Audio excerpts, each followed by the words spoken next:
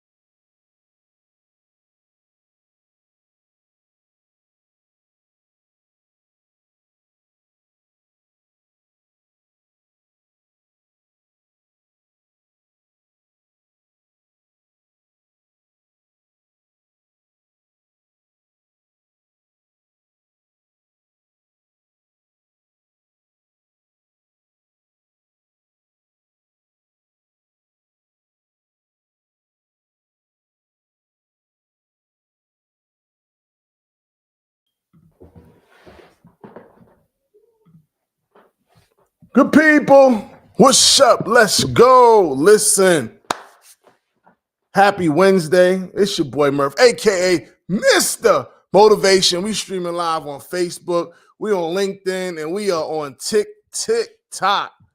Listen, I'm flat out excited to be here. Hope all is well with you and yours. We're live. We're in the Breakthrough Bunker, where we turn obstacles into stepping stones and dreams into reality. I'm your host, and listen, we got a treat for you tonight. All right, good friend of mine, man. Let me just give you a little teaser. So next up on the bunker, she's not just crafting campaigns; she's building trust, one truth at a time. Meet Jeanette Brown, a PR powerhouse with 20. That's right, I said 20 plus years of experience guiding global brands through crisis and transformation. From Brooklyn roots and Caribbean heritage to corporate boardrooms and crisis war rooms. Y'all like what I did there? Crisis war rooms. Jeanette's story is one of precision, perseverance, and presence. This episode is for the builders, the storytellers, and anyone learning to rise through the fire with their voice intact. All right, before we bring her out, let's get into the 3, 2, 1, where I share 3 thoughts, 2 quotes, and 1 prompt or question for you, the listener viewer. My first thought: your story is your superpower. Your story is your superpower. Remember, you are one of one. You are one of one. Your story, no one else has your story. Similar experiences, sure, but your story is one of one. 2, clarity during crisis is a skilled thing you learn. It's a learned skill. I can relate to this just from the military. You know, in the military, craziness is going on all around you, whether it's bombs going off, it's chaotic. And especially as a leader, you got to maintain your cool. You got to be calm, cool, and collected. Because one, your soldiers, subordinates, they looking at you. And if you freaking out, what you think they're going to do? So I definitely can't wait to hear how Ms. Brown does what she does in the corporate space. 3, you don't need 1 million followers. You hear that, TikTok? You hear that, YouTube, Facebook, LinkedIn? You don't need 1 million followers to have influence. Just the courage to be consistent with your presence. You don't need 1 million followers to have influence. Just the courage to be consistent with your presence. I hope that lands well for somebody watching and listening. 1 reflective prompt: what truth have you been holding back from sharing? And who might it free if you finally said it aloud? What truth, TikTok, are you holding back from sharing? And who might it free if you finally said it loud? Woo! I'm excited. Let's get into it. That was a 3, 2, 1 with Murph. Let me bring out our guest. This is the whole intro. Jeanette Brown is more than a strategist. She's a story keeper, a crisis whisperer, a voice of voices. As founder and president of Excellence and Presence Communications, Jeanette has spent the last 2 decades guiding brands like Volkswagen, PepsiCo, Maker's Mark through some of the most public PR storms, helping them not just recover, but restore. She's a Brooklyn native with Caribbean roots. Shouts out to Brooklyn. Caribbean Massive, big up yourself. You know, I'm ready to go get my flag and get excited in here. She's shaped by early loss, which we'll talk about, raised on legacy, and committed to telling stories that restore dignity and move culture forward. Jeanette believes excellence is not about perfection, it's about presence. And presence, she says, begins with truth. And coming to the stage, help me welcome Miss Jeanette Brown. Yeah. Hello. Thank you for having me.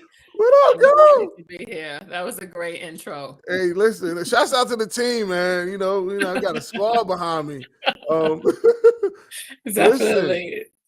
Listen, Jeanette, where we gonna start? Listen, we gonna go a few plays. We're gonna see where the spirit moves us. But exactly. Tell the people how you know Murph. Let's start there. So I know Murph from Boys and Girls High School. So we went to high school together in Bed-Stuy, the pride and joy of Bed-Stuy, where in College Bound, we're both in College Bound, right? Yeah. And here we are so many years later. And you mentioned a couple of things about reflection when we spoke earlier today. And when I think about that being our beginning and where we met, right, our paths crossed at that point, it was incredibly pivotal for the journey that we were going to take, in our lives moving ahead. And I'm just saying that because, Boys and Girls was known as the pride and joy of Bed-Stuy is what it turned into, but it was definitely the one of the schools that was trying to turn things around in Brooklyn, New York, because of the crisis, violence, all the things that were happening, oppressive surroundings. And I think that I feel like we were all diamonds in a rough surrounding. And where we are today, it definitely built a lot of character. And I'm excited to be here. And congratulations on all your books and your show. I'm excited to hear more about your journey as well. Yeah. So let me see, just to ground us, when the last time we connected? It was at our, I don't want to say how many years, but I'm like, are we doing that right now? That's okay. Yeah. Listen, my daughter's watching. I'm sure my son, they've been trying to figure out my age for years. It's like the household secret, But it's been a minute. Yes. Super excited. Before we even dive in, I want to, because one of the things I do for those watching and listening and viewing with this platform is to just connect with my friends, people I want to get to know more of, and really have them share out what they're doing and how we can support. So let's start there. What you got going on? Talk to us about it.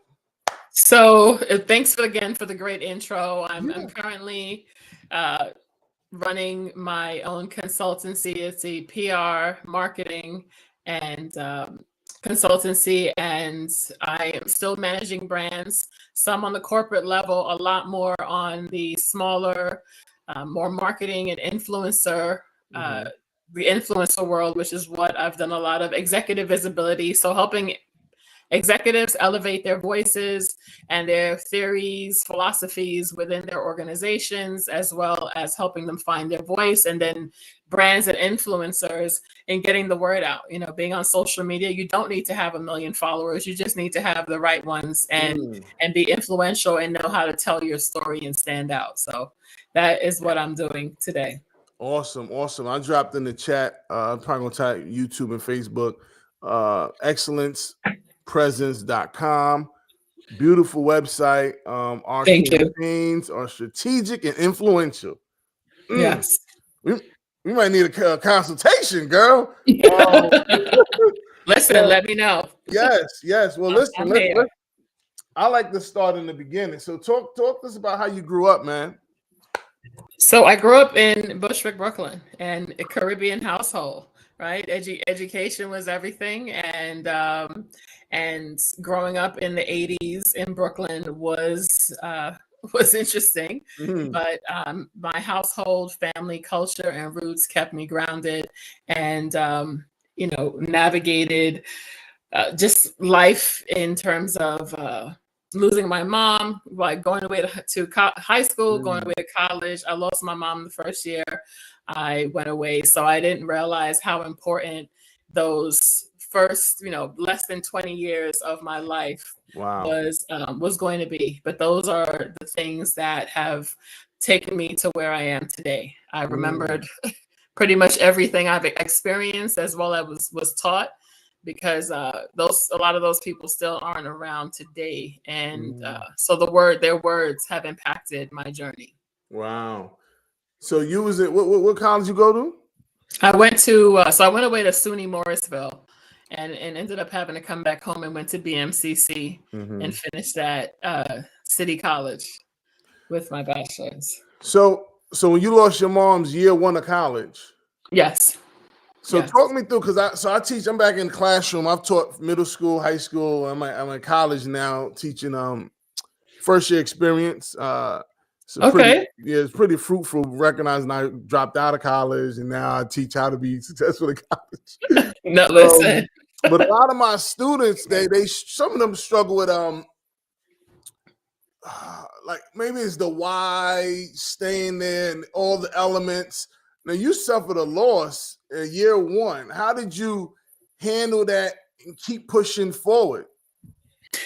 So it was what I was taught to do. Mm. I didn't stop going. I actually didn't process what had happened to me.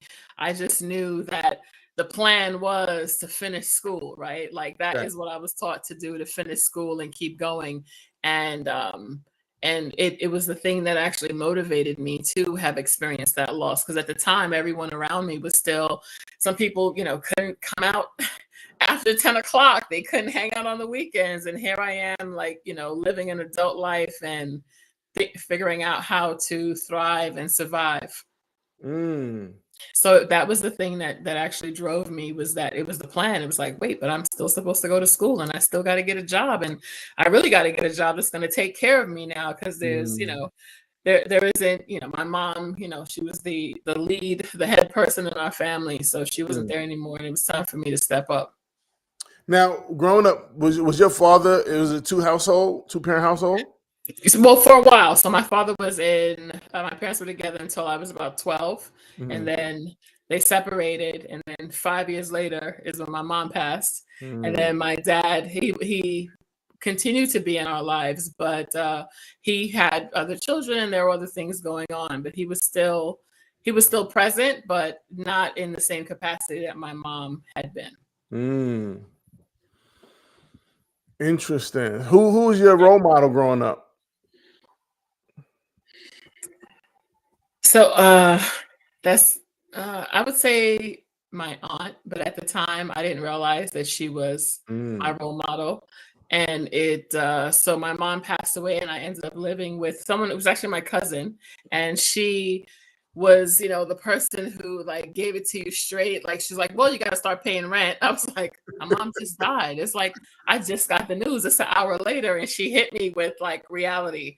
At first I was upset about that, but in retrospect, it was almost like a snap out of it and keep going kind of Mhm. thing, right? Mm. And she taught me a lot about as I was navigating life and going to school. She's like, oh, you just need to go get a good job. Like, why are you worried about that? Or worried about like what people would say, like old school. She was in her 70s going into her 80s, and she just taught me about money, and Mm. don't go anywhere if you're gonna ask like how much something is on a menu, which I still do today. Like I'm gonna be that person who walks this. I'm like, oh well, how much is that? Like you can't make your decisions on that. If you're asking, you Right, can't be right. there. So That's um, funny. it wasn't like role model in the sense of she was successful and she had worked 57 years for Mm. the state of New York, and the same job for 57 years, Wow. which I was just like, it was amazing, right? But it wasn't like, success in the way people define it today of, multiple homes and investment properties and, handing, she used the simple skills in life to take her through to where she was, and also, bestow a ton of greatness and jewels, a ton of jewels on me, which continue to carry me till this day. So your aunt, you said she told you about money. What was your relationship with money growing up, as like compared to now? It's it's kind of the same. It's kind of the same. So it's important. It's important in the sense that it's a tool, right? And it is a means to survive and thrive. And as you get older, the more money you make, you want to invest, and you hear about legacy and what are you doing for your children, and make sure that they're okay, and maybe replicate or improve even how you grew up. And I think that it was always flowing to me because I was constantly hustling. Like, and when I say hustling, I mean, like, when I went to school, I was going to school full time, working full time, and I stumbled into public relations. They hired me to be like an administrative assistant at a PR firm, and I ended up going to school at night and still going through the ranks and becoming an executive, and stayed at the first agency I was at was about 8 years in sports, a sports PR agency. So I worked with athletes and worked on the Olympics, things that a girl from Bushwick, Brooklyn never thought that she could have accomplished. And then I'm so serious when I tell you that. So it just kind of happened. And my financial, the way in which I rose through the ranks, I kept thinking I'd continue to earn more money. I'd earn more money and earn more money. So I also spent it. Right. I don't ask how much things are when I go out to eat. I'm just going to tell you that I can't go. I ain't got it. So I'm going to keep 100. Wow. So parenting, your mom, yes? Yes, of two. So I have a 27-year-old and an 8-year-old. Little gap, small gap. Yeah. Yes. Yeah. Grown folk. Yes. Hey, so how you were as relating to parenting, do you parent the same way you were raised? For the most part, yes. There's some things that have changed. Right. When I was younger, 20 years ago, I was a different type of mom. As I'm older, I have a lot more patience. I have a lot more patience and less energy. But for the most part, I truly believe that the things I was taught within the first years of growing up, my mom was still alive, those things have carried me through today. When people talk about legacy and for their children, I truly want to give my sons the skills they're going to need to navigate life, because I know it's not going to be easy. Giving them money and leaving my legacy, I want them to encounter something and be like, nah, I'm gonna figure this out. My mother told me blah blah blah blah blah, right? So I believe that that's incredibly important. I dig that. So what advice would you give? So you have the wisdom of someone who raised a 27-year-old and 8-year-old. What parental advice or gems could you give parents out there? Slow down and be present in the moment. And it's something I still remind myself to do today. When I was younger, it was like, oh, I'm not going to be I didn't want to be a statistic. I didn't want my son to want for anything, but I really wasn't as present as I am now. And I remember my son ended up going away to boarding school when he was going into 6th grade. And in retrospect, I felt like I should have had him with me, or I should have gone on school trips. They're like PTA me. I was always like, PTA meetings? No. Like, I'd go up to the school and they're like, well, whose mom are you?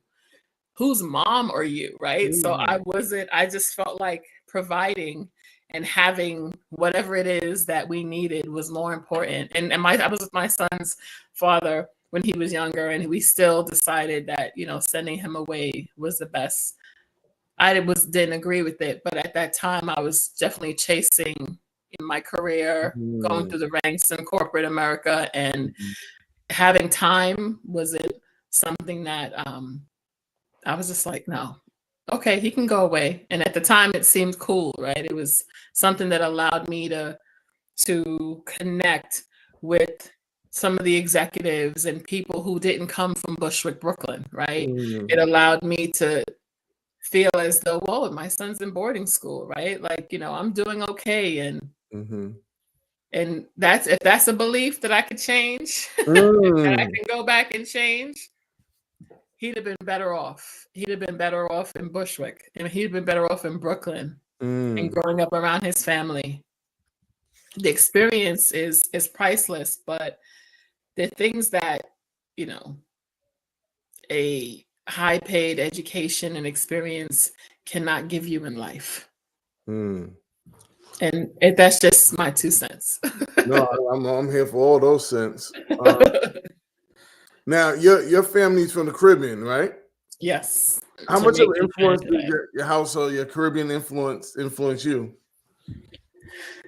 It influenced me a lot. And I think, a lot of those things are, wanting the best, having, when I studied diversity, equity, and inclusion, I know those are like bad words today. However, the reality of learning the American history, I understood when there was a call for Caribbean, like people from the islands, to come into the US. And it was pretty much a call for folks to come and contribute to the US society, right? And there was a call for domestics, but people had to have either education or being an upstanding citizen. But the idea when you came, they arrived, was to assimilate, right? Like I grew up in a household where you don't have an accent. How you can't get a job, no one's gonna hire you if you speak that way. I'm like, but you speak that way. Right. Like you have an accent, right? Vegetables, I'm like, it's vegetables, right? So, but regardless, it was like this idea. I know you know about vegetables. The idea is that you have to, you have to assimilate. You need to make sure you fit in, and you have to fit the mold of, I guess being acceptable, and so that you can get a good job and take care of yourself and make money. And I think that a lot of that stifled my understanding of my experiences as I was growing up. But it is still, I still make sure that when my son is out now, both of my children, I'm just like, come on, like, don't embarrass me, right? But that's what it's turned into. But just because perception is important, right? Yeah. Perception is important. How how you're perceived is important, but not because I want them to be accepted. I have 2 boys, right? I know after 4th grade, my son is not going to be cute anymore. He's going to be seen as intimidating, right? He's not going to be a cute kid. And I've experienced that once already, which is why boarding school even seemed like an option, like the better option, right? Yeah. But, yeah. No, I feel that. So yeah, my son, he's 6, and I'll be like, oh, my G, I gotta get right out there on them streets, crazy. You know what I'm saying?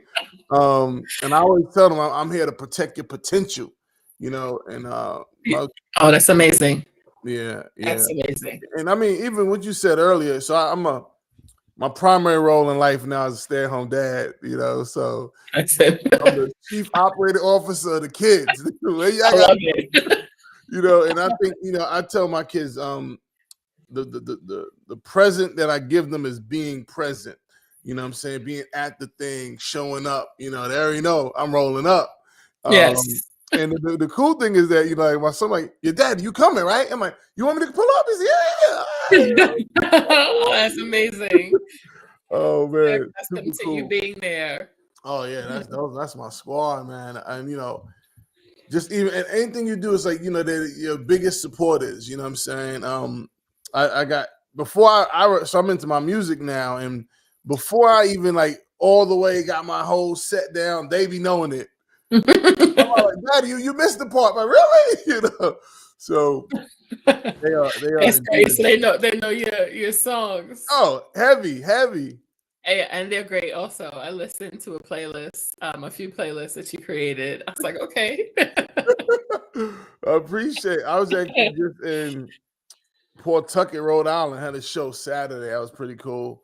But yeah, we branching out motivation music, Well, that's something you want to talk about was the importance of, you were saying, owning you. Is that something you say? Yes. Talk to us about that. Owning you. And well, it's similar to the comment you made earlier about, there's only a one of one. Your voice, keeping your voice intact, right, through all your experiences and not changing. And it has come full circle for me, especially when I talk about, growing up and how I was raised and what I was taught to do to kind of, get a good job and all those things. And the one thing that I feel like I lost along the way or was stifled was not embracing who I was. I would meet people who was just like, "Oh, you're going to tell people you're from Brooklyn?" I'm like, "Yeah." They're like, "Yeah, maybe you don't want to." I'm like, "What do you mean?" Right? And then I'm a vice president leading brands and communications, and there's a crisis that happens, and the cultural insight that I shared was priceless, right? And it was something that was needed, and it was something that all of a sudden, it was like the weapon I had, the tool that I had in my back pocket that allowed me to thrive in crisis when everyone's panicking and attorneys and corporate executives are worried about who dropped the ball. I was able to be calm. It was like, because I know about war, right? It's like on the way to school, right? Like every day. right. So navigating, and I think that it doesn't even have to be that experience, that doesn't have to be your experience, but whatever your experience is, it is the uniqueness in you, and it's the thing that allows you to thrive and excel. It's the unique thing you bring to the table, and it's the thing that no one else will have, as opposed to us trying to be like someone else because we see that they're able to be successful or succeed or doing really well. Yeah, I think even with the social media these days, you got people doing the most to show you a life that they really don't live, and then you following that, and it's really false. It's like it's wild. Yes. Oh man, it's like it is. It's interesting. What about to say? So you talk about 3 things that when enable you to be successful.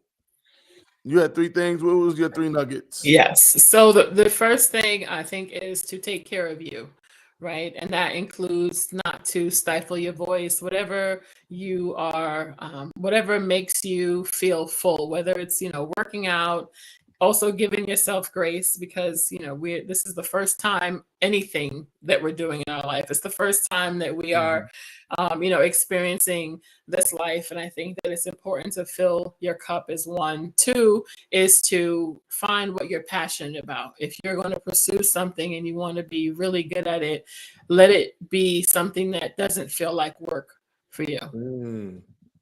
Yes. And 3 is to just be the best, bring all of those things together and be the best at it that you can be. So it doesn't mean that if it doesn't feel like work, you shouldn't work hard. If, it means that you are going to have to work hard. And at the end of it, or the end of whatever the short-term goal is, just continue going. If you don't think that it's going to, it worked out in the way you wanted it to, I feel like things work out the way that they're supposed to. I like that. I subscribe to that. Yeah, life, the universe, it all plays out.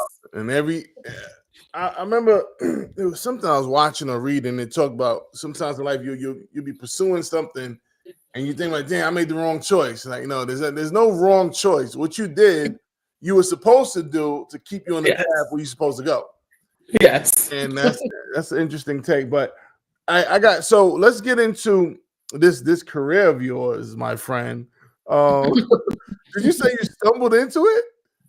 I did. I was hired as an admin, right? Like an admin. I was sending faxes answering the phone and sending out packages. And, one of the executives one day said, hey, we need some help with this. It was actually tennis camps for girls, right? It was a community program, so a grassroots program. Serena and Venus Williams were just going into the US Open, and they needed someone to call local community newspapers to get people excited about having tennis clinics with, these African American girls at the time, right? These Black girls in the community. And I was put on the project, and I blew it out of the park, right? I did a good job, and they were like, oh, we gave this project to other people and no one really did well. It's because everyone wanted to work with like the bigger name athletes and, on the NFL and MLB. So this was like, a tennis program, and it turned out to be the thing that I was year on year was put on this project to assist with. So I met a lot of great people, but it started with me being able to like reach out to local community papers. It wasn't the Today Show at the time or the New York Times. Eventually, the skill, I was able to sharpen the skill, and those are the people I was speaking to, but it started with that. So what I'm hearing, and shots saying my students tapping in, hope y'all listening. It was the role that it was nothing really big and important about it, but she still showed up and did it at a high level. Then people notice. You got to become attractive. You're going to attract the people you need. You just got to, I tell people all the time, I could go work at McDonald's or Burger King tomorrow. Give me 30 to 90 days. I'll be running the place. It's that work ethic. You know what I'm saying? You got people saying, I'm just a sweeper. First of all, you're not just anything. You're here to live in abundance, but you got to put in that work. And I think it's that mindset. And I love that. I love that for you. So a lot of my students, I'm at the community college. Shouts out to Quinn Sigerman Community College, QCC. Nice. They kind of figuring out what career path. So recognizing yours is unique, what advice would you give them, my first year, second year students trying to figure out their careers? I think you should continue going, right? I think I learned a lot, and that seems so vague, but continue on the journey is when you will discover what it is that you're supposed to do, what you're good at. And sometimes people will say it to you, but you don't even believe it in yourself. So people always tell me, you should start your own company. I'm just like, I thought it looked like corporate America. I didn't know that, my relationships and the skills, the things that I know how to do every day naturally with my friends was the thing that was going to allow me to open up conversations with business executives and open doors for others to walk through.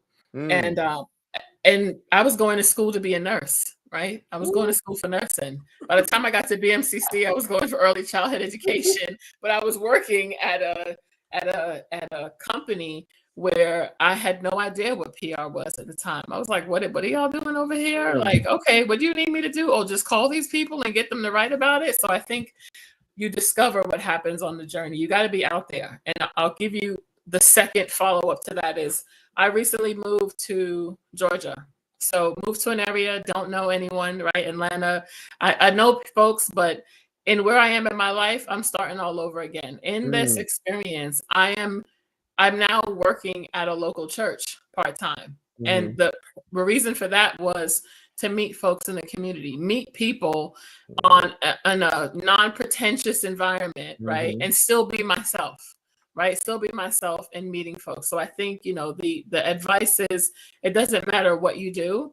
It'll help you get to the next thing, the next person. It's a connection and investment of your time. But sitting at home, waiting for the phone to ring, waiting for someone to call you, or even after more than 2 decades of experience, it's still like feet in the street, connecting with people and not expecting anything from it, just letting it unfold.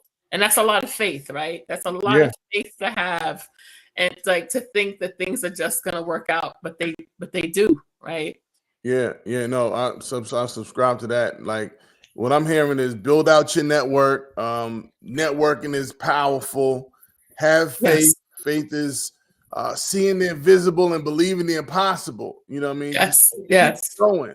One of my superpowers, Jeanette, For those watching and listening, delusional self-confidence. Yes, Like, I say that all don't the care time. what you think. I don't care where I started. I got a Yes. vision. I can't stop till I get it. Right. You know what I'm saying? Right. And I think Delusional is right. we need to have that burning desire.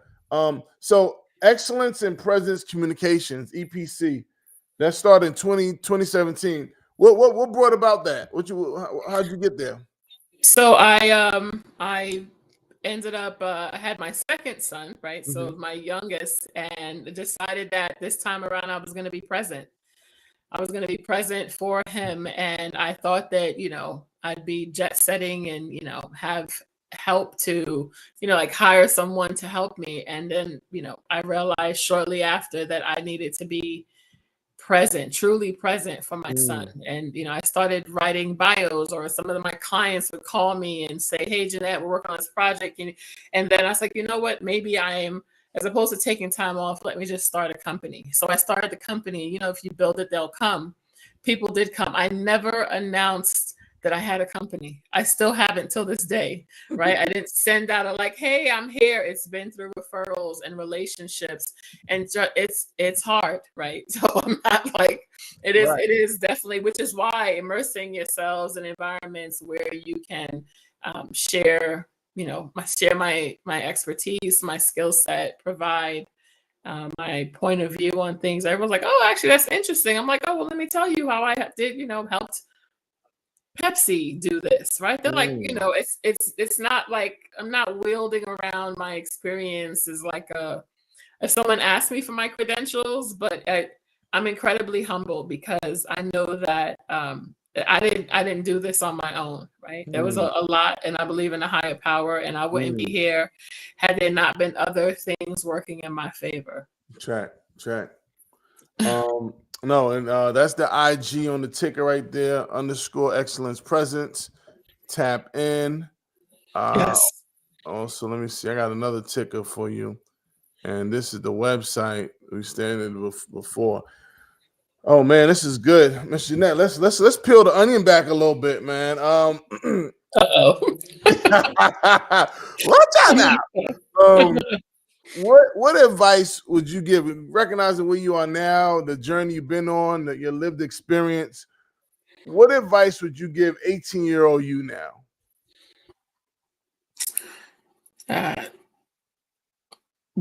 Don't worry so much about what other people think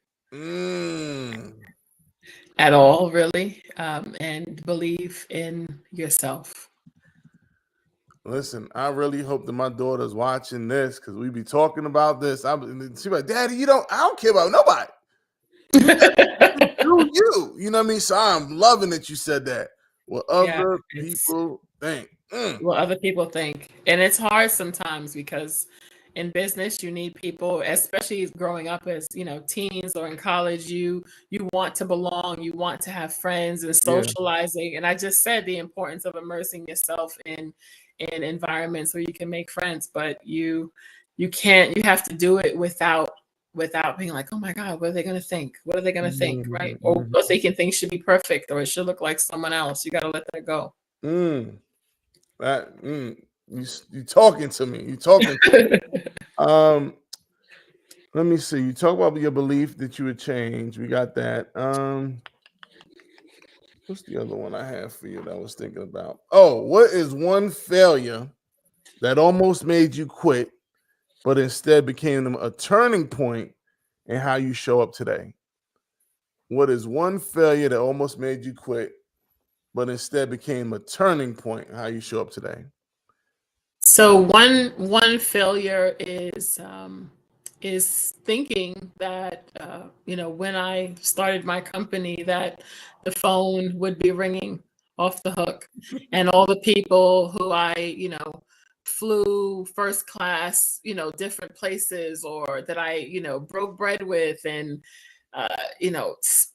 like had these amazing experiences, would be knocking down my door for me to continue to work together. And I realized that a few years into starting my company, a lot of those relationships I maintained, but the success didn't look like, you know, corporate America didn't look like TV. And I found that, you know, being myself and that not fitting in and not caring what people thought was truly my superpower. I didn't discover this 10, 15 years ago. This is this is what I discovered after the storm, right? After all that I had accomplished. And I think it allows me to be happy and content with where I am in life and not feeling like I should be doing something else somewhere else. Because every now and then these amazing things happen to me. And what I chased at 25 is not what I'm chasing today. I'm not going to tell you how old I am. We ain't talking them age and numbers and stuff. You know, I know my kids watching. I can't do it. Yeah, but you know, it's no longer as important or important at all. Right. No, I definitely feel that. So the failure is feeling like I failed, saying that despite all that I accomplished, what does success look like? And someone had to stop and look at me and say, Jeanette, what do you mean? What is success? You know, in 5 years, you want to be successful. Why don't you think that what you've accomplished, like you're so caught up in the grind, right? You're so caught up in the grind that why don't you think that you are successful, right? So maybe defining what you think it's supposed to look like isn't always the best thing. You know what? When you say that, I think so. One of my challenges, I've accomplished X, Y, and Z in life, and I don't think I ever sit still to like embrace the wins because I'm always going to the next mountain. And as I got a little, you know, seasoned in life, I've learned to like sit still and like, dang, that was dope. Because what happens is the next big win might take 2 years, and then you're gonna be right out of, you know what I mean? So yeah, I feel you on that. Or someone pointing it out to you, thinking that, you know, it's supposed to be lights, camera, action, and it's supposed to look a certain way, and it doesn't. That's why I say congratulations. Like, I'm excited to be on your show. Listen, it's a big deal for me. Listen, yo, this is all love. I appreciate you for being on here. You know, and it's funny, you know, people that come on the show. I'm literally going through my phone. You know what I'm saying? I ain't putting out no notes. Be on my show. And it just speaks to the energy, right? Like we all ended up doing well. I mean, our start. No, I'm from Brownsville. She from Bushwick. We was, you know, walking through craziness just to get to school. And you know, I think subconsciously I channel Mick as who would have thought education me? Who knows? But man, did I bring his energy to the classroom, and you know what I'm saying? So you never know who's gonna impact your life. So I just appreciate just learning about what you're doing. So now in the forefront of my mind, some PR crisis. Oh, I got my girl Jeanette Brown. You know, that's what it's about. I got you. Yeah. Hey, Jeanette, I got one more for you, maybe two. Actually two. So I know your moms and your parents' parental mindset. Like, will you always like create a mindset? This has to get done, or was there like a breakthrough moment where you had to like shift from that victim mindset to create a like? Talk to us about that.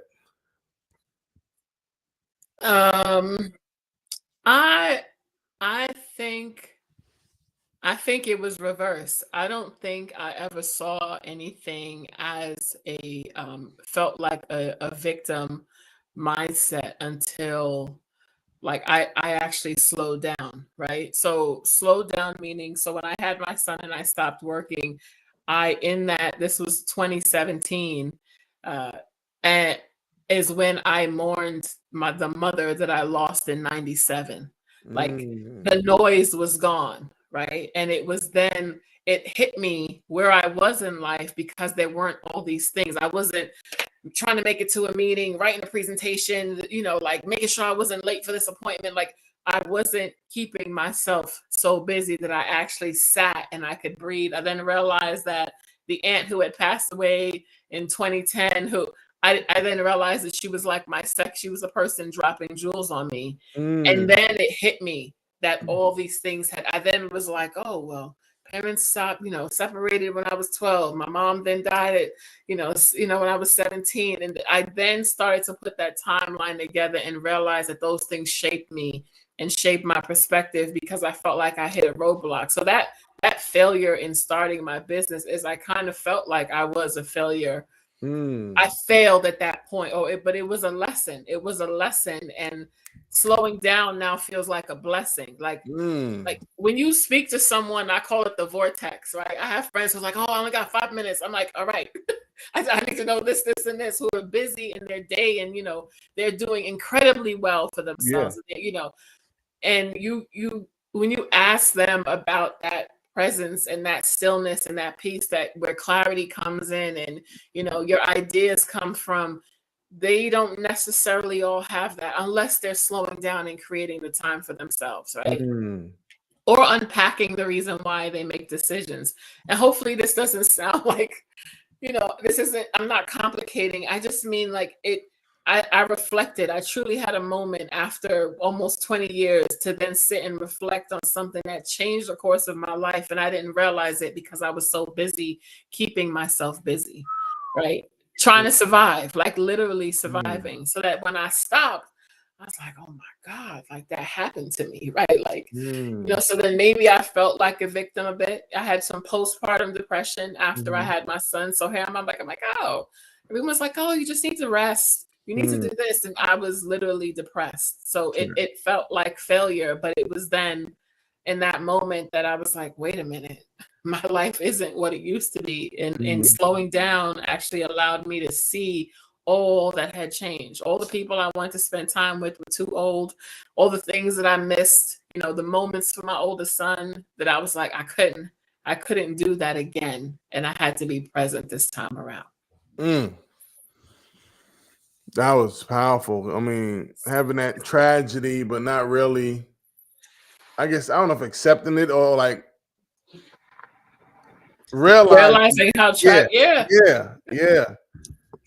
What's interesting, we have a connection there because so my pops was murdered when I was 6, out there in the Brooklyn streets.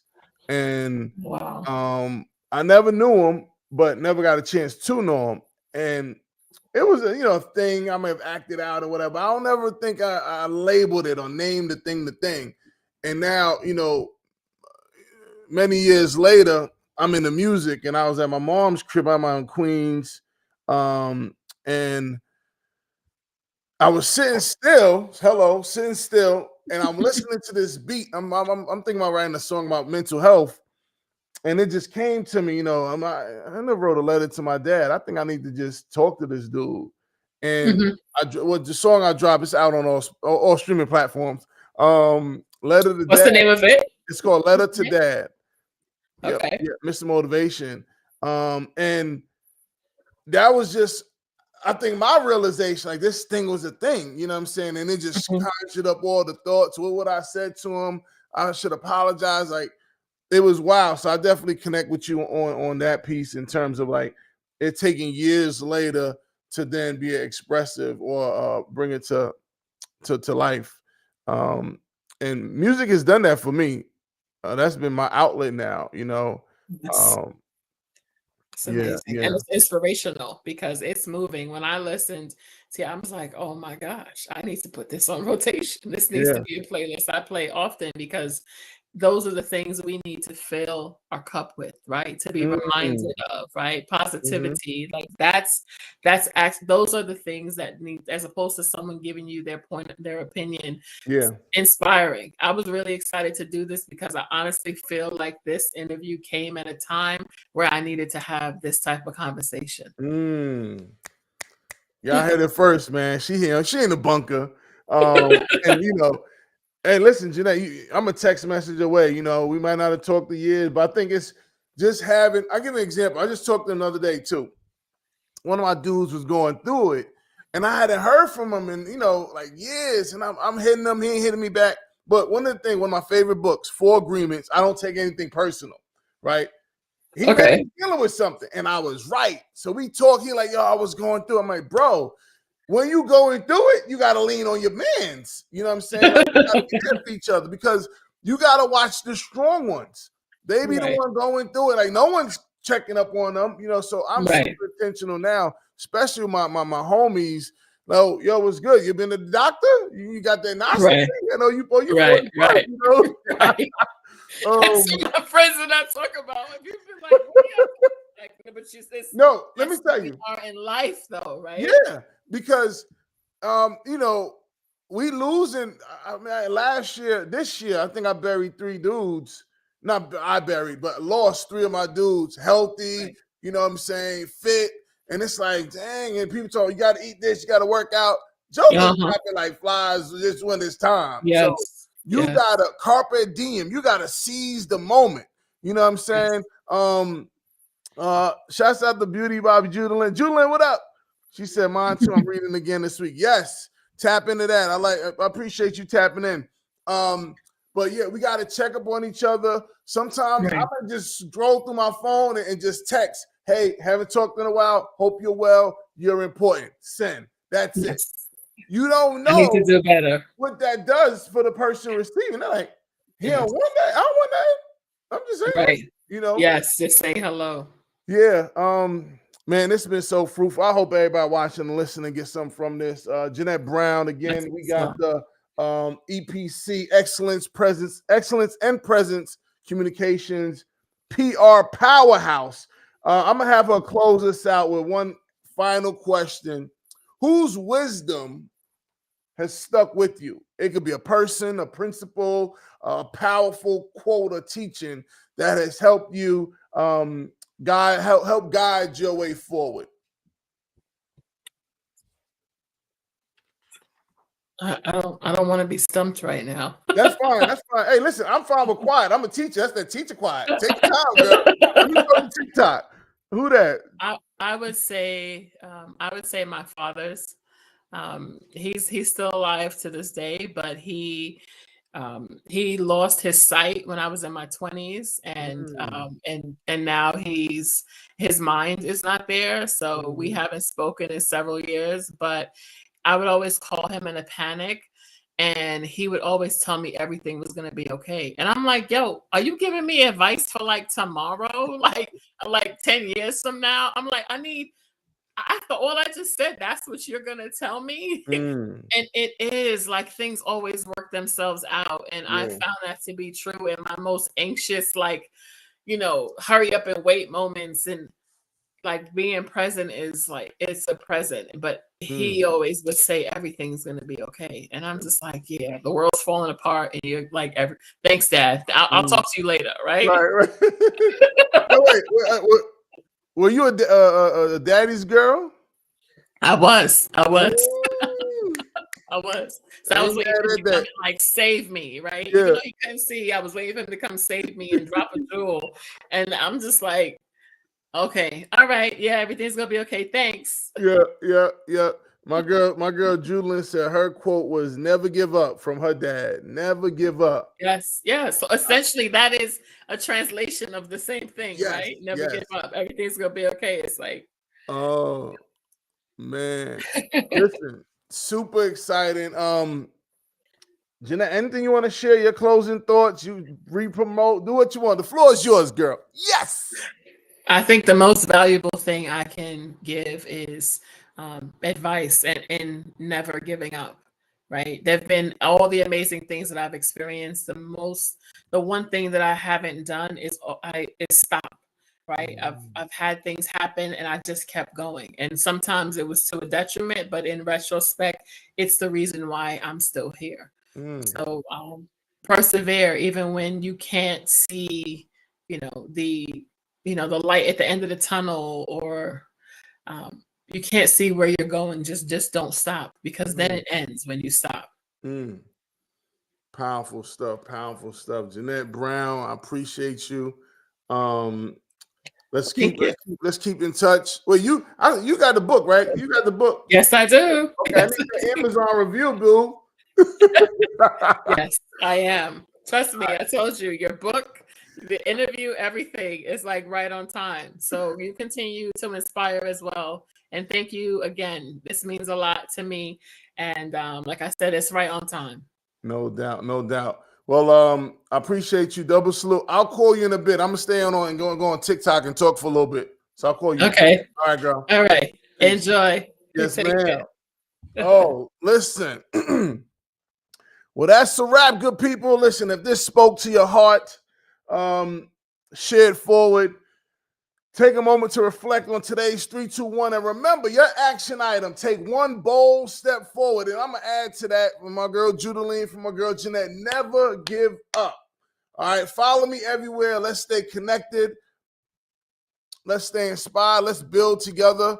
Hold on, let me drop my my handles on here. Hold on. That's for everybody on YouTube and Facebook. Boom, let's do this one. Oh, yeah, IG, TikTok, all that. Grab your copy of Unbreakable Valor, Triumph Through the Soul of Resilience. Tap in, join the Breakthrough Bunkers, our free community.